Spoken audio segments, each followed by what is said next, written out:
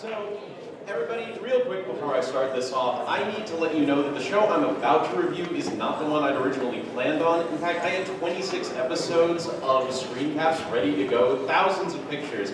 But things got messed up and I had to scramble to find an alternative.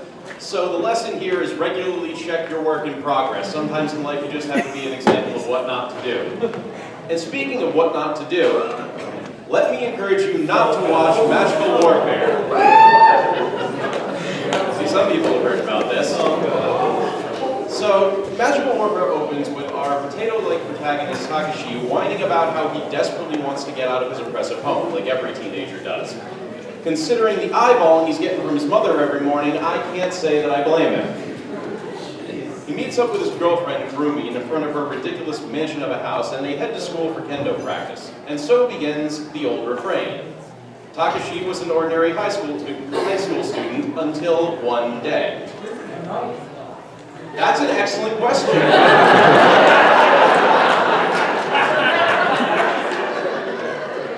So, I can see the future!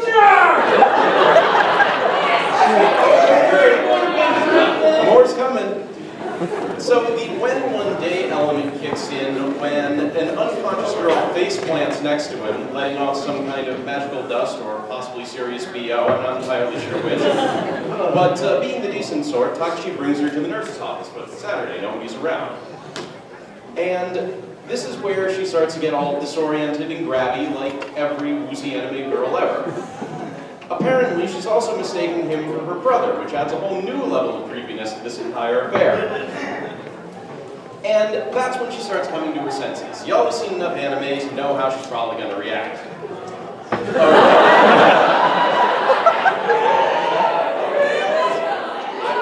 I was not expecting quite such a lethal escalation, but here we are.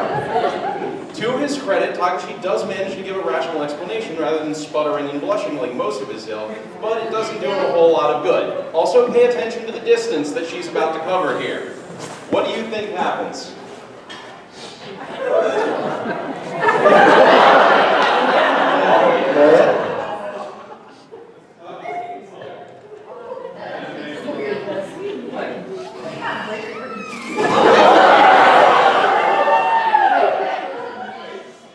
She double tapped. I just love how utterly unfazed by this he all is.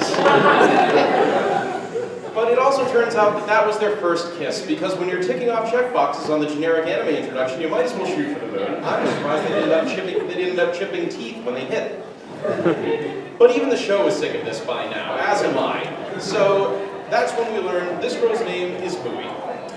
And her brother has just showed up, sporting an emo fringe to rival the cast of any Final Fantasy. And then his toadies show up, so Mui and Takashi make a break for it.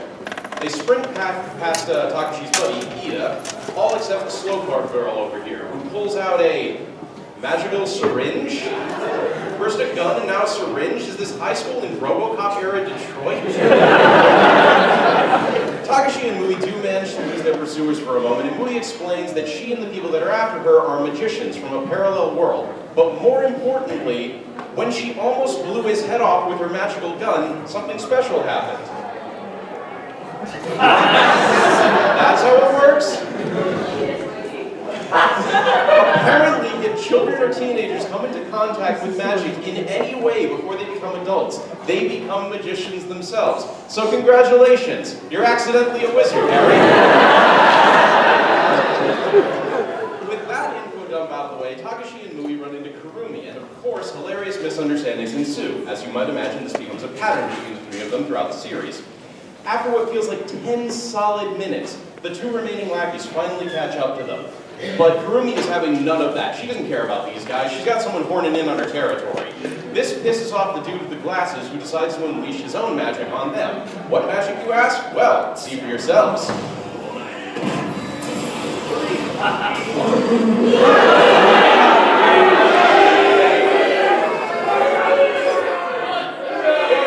His magic is a suitcase full of bees. He's my favorite character. Unfortunately, tragically, suitcase full of bees guy is only here as an object lesson because his magical laser bees wounded both Kurumi and Mui. And it turns out there's a rule among magicians. If you use your magic to harm another magician in the human world, your magic gets excruciatingly sucked out of every available orifice. And because of that other rule that we just learned about, Kurumi is also a magician. What newfound magic do you think she has?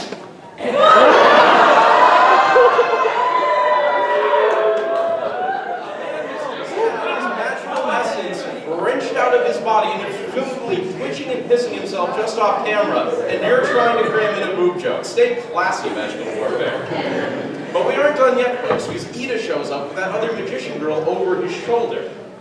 How in the heck did you manage to beat a magician in single combat, dude? Black contrivance, that's how.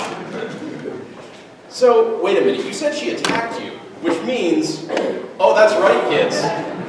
You're also accidentally a wizard. That makes him Ron. But yeah, there's still one lackey left to deal with, but no knows Takashi is on the job. Becoming a magician has granted him the ability to see opponents' movements and counter them. And he uses this newly granted power to crush that dude's windpipe. I mean, holy crap, Takashi. You just became a magician and you are way too cool about murdering people.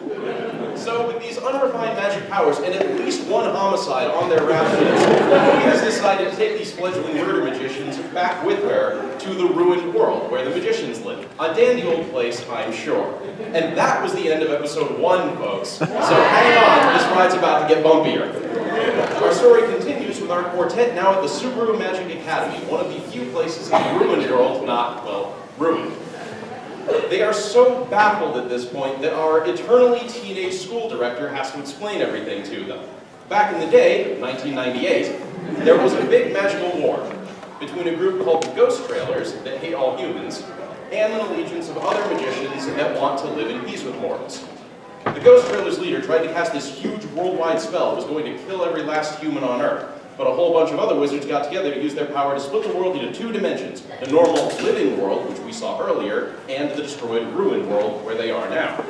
The implication here is that they simultaneously created and then obliterated an entire new Earth worth of people to save their dimension. So already, wizarding has a body count in the billions. And Miss Director here doesn't seem to care much at all. Look how smug she is. The only lesson to be learned here is that wizards are dicks. Now, there's absolutely nothing keeping any of these kids here. They could return to the living world and just not use magic if they wanted to. But Takashi decides to stick around, and his dumb friends follow the leader. Despite both of them having loved ones who would probably be really suspicious about them attending a high school that no one has ever heard about or seen, like that Canadian girlfriend you're always talking about. So the show kicks off in earnest, spending most of its time dumping more and more information on us about how magic is supposed to work. They stop an episode cold for 5 solid minutes to count all of the different magical communities, and they even name 7 of them. Only 3 of them ever appear in the show in any meaningful way. And frankly, outside of Wizard Grace in the middle there, the ones that run the Magic Academy, none of them matter much at all, so explaining them is a waste of time. Of course, there are also the Ghost Trailers who started the Wizard Wars and are also the ones who brainwashed Mui's brother, forcing him to fight in their ceaseless war of ideology, because frankly, this falls in line with all the other factions who are willing to create and annihilate an entire reality just to stop them, because wizards are dicks. And because wizards are dicks, they spend all of their time training child soldiers to fight in their wars. The first half of the show boils down to our main characters learning magic at boot camp Hogwarts. And this is where they're constantly endangered by the staff, like when Takashi picks out a magic sword named Twilight Tact as his magic focus, and the school weapon master straight up takes a few swings at him, forcing him to channel magic near to the point of unconsciousness, because wizards are dicks. Now Takashi's incredibly unergonomic sword, which is all made up of right angles, wait a minute, scratch that, unergonomic gun sword, is an example of a magic focus. It's supposed to be an item that the user has strong connection or personal attachment to. So people like Takashi, Mr. Throatstab over there, and Mui's brother all have swords of some kind. Fair enough. Mui uses a cartoonishly large handgun, and Ida eventually has a magic ring with fire powers. Shut up, Wheeler, nobody likes you. Anyway, the main characters might not have the most creative magic weapons, but you can see the the logic to them. The rest of the cast isn't so lucky. Suitcase Full of Bees guy was loony, but he was so over the top that it was funny. Other people get things like lipstick. Really, Harumi? Honey, is lipstick really the most important thing you own? Or the girl with her syringe, since I guess drugs are the real magic? And wait, is that guy carrying a staple gun? Why is he holding it gangster style? The dumbest overall still has to go to the school's director, who uses a ludicrously oversized drafting compass with a bayonet. Not only does she use this to create magic circles, which everyone else can just do with their minds, she uses it to just stab people. You wipe this guy out with a thought, you disintegrate him with your mind, and you instead decide to shank him and then watch him bleed out in front of you. Man, wizards really are dicks.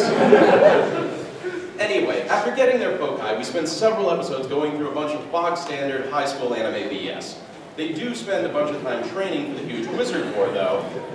And for Takashi, this mostly means swinging Twilight around a bunch, while Ida blows his dumb ass up a bunch of times. Harumi practices her shapeshifting magic in a very different way, by shapeshifting into this in front of a whole room full of guys. This is not only blatant fan service, it actively contradicts her character. Because ever since she was in middle school, the show takes pains to point out, dudes have been creeping on her like it was going out of season. And at one point, Harumi was so traumatized by an encounter with a stalker that even a stranger innocently touching her shoulder sends her into a panic attack. So I find it really hard to believe she'd be totally chill with wearing that little number in front of a classroom full of horny teenage boys. Maybe that's just me. Eventually, though, we hit the halfway mark, and the gang finally gets to confront Mui's brainwashed brother, Suganashi.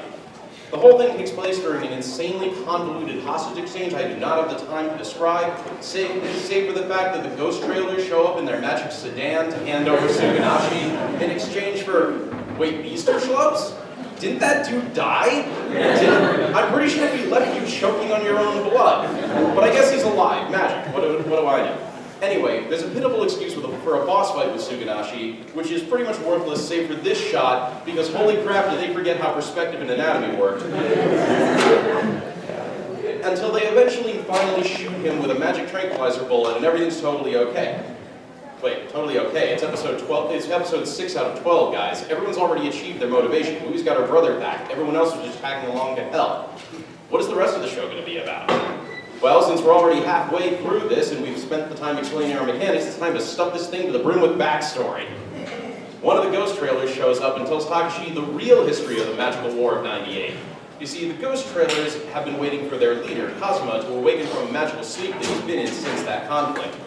And they want to recruit both Takashi and as many other wizards as they possibly can so they can kick the war back into high gear when he returns.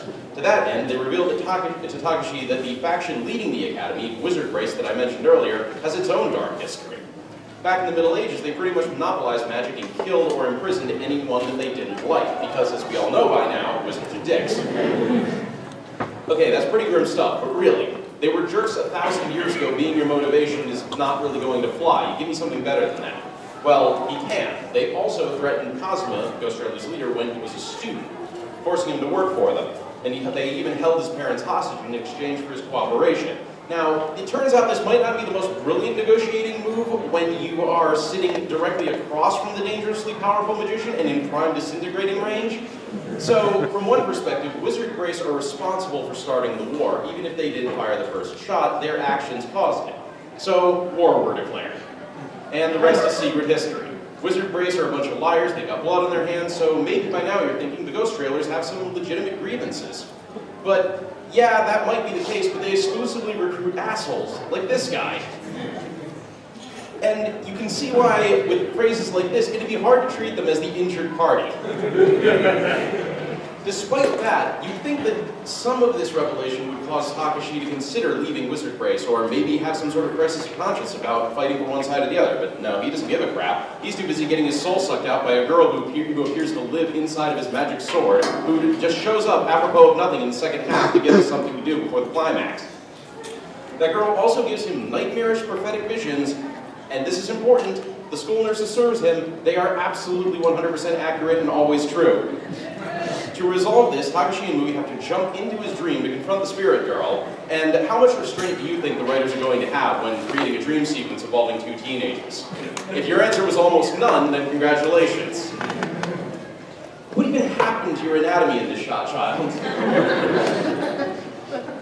After some more fan service eulogiums, Mui and Takashi finally confront the sword girl and her ridiculous armed sword thing. Why does that look so familiar? Oh, right, because that dude in Artanelico 2 used the same thing. That's a pretty big strike against anything when I'm right into that series. Why must it must be so? Anyway, how does Takashi finally overcome sword girl? Does he battle her to prove his strength, despite what this above image might make you think? No, that doesn't happen. Does he convince her that he has a worthy cause? No, he doesn't have a cause worth speaking of. Instead, he names her like a dog. And like magic, she's suddenly totally okay with this unworthy schmuck carrying her into battle. There's obviously supposed to be way more happening with this sword, which belonged to one of the great wizards of the last war, but once he gives his new pet girl a name, Takashi doesn't care at all about that dangling plot thread. That's probably because his brother, the next day, shows up at the Magic Academy. Because, of course, he's also accidentally a wizard. And this absolutely not suspicious note, he wanders off to class, and this doesn't come completely out of left field. Gecko, the brother, has been in the background since day one. It's clear that he and Takashi don't get along. Gecko blames Takashi for an accident that left him almost crippled, and well, Gecko now seems to be the model little brother, taking lessons from Takashi, being nice to everyone. What could possibly go wrong? Oh, war were declared. Well, I guess that could happen. Kazuma, the Ghost Trailers leader, finally wakes up from his slumber and orders a full-on mobilization against the Magic Academy and Wizard Race. The Ghost Trailers and their allies start rampaging through the academy, slaughtering students left and right. So when Takashi and Kurumi meet up with Gecko to escape, Takashi senses something amiss. Remember that magic eye he has? Oh, curse your sudden yet inevitable betrayal. We've gotten so complacent in the last 2/3 of an episode when you weren't evil. It's not like your edgelord bloody wing motif was going to give you away or anything. Not to mention the fact that those 100% accurate prophetic dreams also told you he was evil. So Gecko beats the stuffing out of Takashi, despite having only trained in magic for about a week to Takashi's several months. And in a move out of every 90s beat-em-up game you have ever played, he steals Kurumi and heads back to Ghost Trailers HQ. And he even takes Takashi's sword because he's stealing both your girls. Takashi's rescued by Mui and a gaggle of magicians from another faction and taken back to their medical facility to recover. This is a moment of crisis. Kurumi's been kidnapped. Takashi's in no position to beat Gecko. The Ghost Trailers are on a rampage, so it's the perfect time to stuff Mui into a fetish nurse outfit. And while all of that is happening, the Ghost Trailers murder the mage who cast the spell to prevent magicians from harming each other in the normal world, which means that we are pitched straight into the beginning of the Second Magician's War. Behold its terrible glory.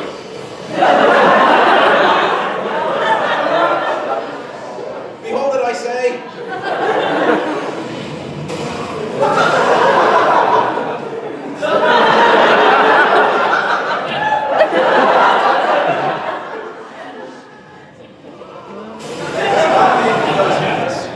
Behold it, I say. The battle rages on, and Takashi's mother, a former wizard, because there isn't a single non-magician character in the entire show, comes out of retirement to train him so he can rescue Kurumi. For some reason, this involves a lot more kendo and a lot less magical fighting than I was expecting, but hey, I'm no wizard, what do I know? Eventually, Takashi and his friends do arrive at the lair of the Ghost Trailers, which is basically a Dark Souls level, down to the walkway layout and ridiculous backtracking. There's a wildly anticlimactic fight with these two losers from before, but there's no point to that, because it turns out that Kurumi wasn't even in this castle to begin with. There is a massive waste of the second to last episode, guys. What do you got for the finale? Takashi jumps back into the human world to find Gecko having all but killed their mother. And they jump into the air for a big old boss fight in the sky. The other forces of the war come around them to start their own big showdown. And Gecko and Takashi do get out until Gecko finally starts to lose it. He can't take this anymore. Gecko is like just completely out of his gourd. Takashi offers to help him return because even with a magical eye that lets him sense danger and a long series of prophetic dreams, pattern recognition is still apparently beyond him. The two shake hands, make up, and everything's beautiful forever. Just kidding. Despite Gecko being a mere 6 inches away from stabbing Takashi right up the brisket, Kurumi rushes in out of nowhere to save him. What's his reaction? Apparently to have a seizure. Takashi Takashi and Gecko then have such an epic battle that they blow the entire town to Kingdom Come, almost certainly killing thousands of innocent bystanders, because when it comes to revenge, wizards are still dicks. Tragically, this is the end of our tale. There's minutes to spare when Takashi regains consciousness on a bench and sees younger versions of several of the ghost trailers and the school director palling around, all chummy. The poster on the wall confirms that he's back in the Magic Academy in the year of our Lord, 1998. So, Gecko and Takashi fought so hard they tore a hole in time, spitting him out just before the magical war began. But he's not the only one, because Gecko has also traveled into the past and managed to insinuate himself with the group about to start the war. At least for once, Takashi's reactions mirror my own. Okay, show, what's gonna happen? Which Wizarding War are we gonna follow? Whatever happened to the guy with the suitcase full of bees? Give me something. I guess you'll have to find out next time in the non-existent second season that the show never got. There's a lot of pacing issues, is what I'm trying to say. But they are so busy trying to set up these ridiculous plot hooks that they fail to provide any closure whatsoever. The biggest problems are generic design, a lack of character motivation, tonal distance, and eternal logic that eats itself like an Ouroboros made a failure. First and foremost,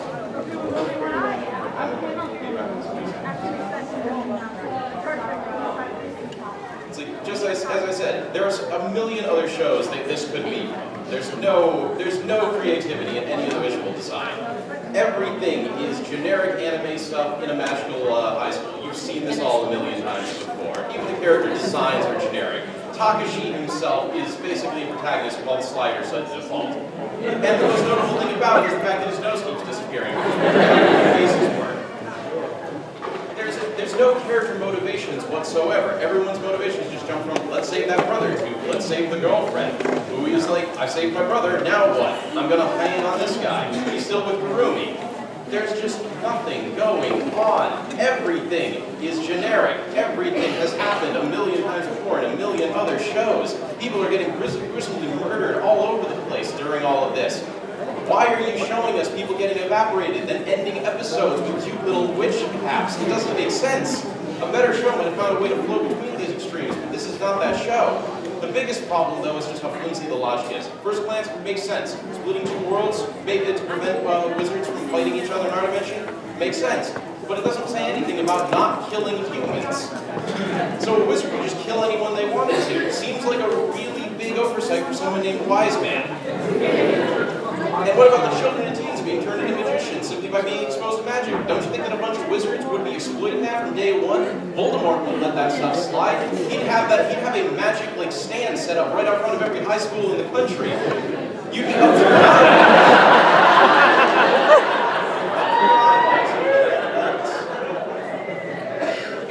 But like the wizards in the show, the creators' greatest enemies are their own greed and hubris. They banked on a second season they were never going to get. Adapting a light novel series with such convoluted rules and freaking time travel shenanigans, they couldn't possibly be contained in 12 episodes. Takashi's struggle with Sorcerer is just one example of something that gets dropped halfway through. His mother is a major character from the previous Wizard Wars. We don't learn anything about her. Hell, Ida accidentally turns his sister into a magician at one point, because not a single tertiary character can't be a wizard. She gets carried off of a magic wizard CPS, never to be seen again. It could have been so much worse, though. The plot threads, this is just the start of the insanity. Because I've learned that Cosma, leader of the ghost trailers, that spent most of the time passed out, is Gecko. And also Takashi. Because after going into the past, Gecko uses his magic to take control of Cosma to kick off the first Wizard War. Then Takashi enters Cosma's body to try and stop Gecko, and then it all created a time paradox, and by the end of it, Cosma is still trying to kill all humans, despite being Takashi from another timeline, and I can't keep going. This show is bananas, people. Read the light novels if you want to learn more. The show's a mess. I feel like I've been chapped with a bamboo sword, but are the words of the man who wrote the novels when we saw maybe the words "don't do it" would have helped. If only they had listened. But no. Instead, this brain train gets a Blu-ray release and an English dub. The answer to this, of course, is dark magic. That's why this is happening, because wizards are dicks.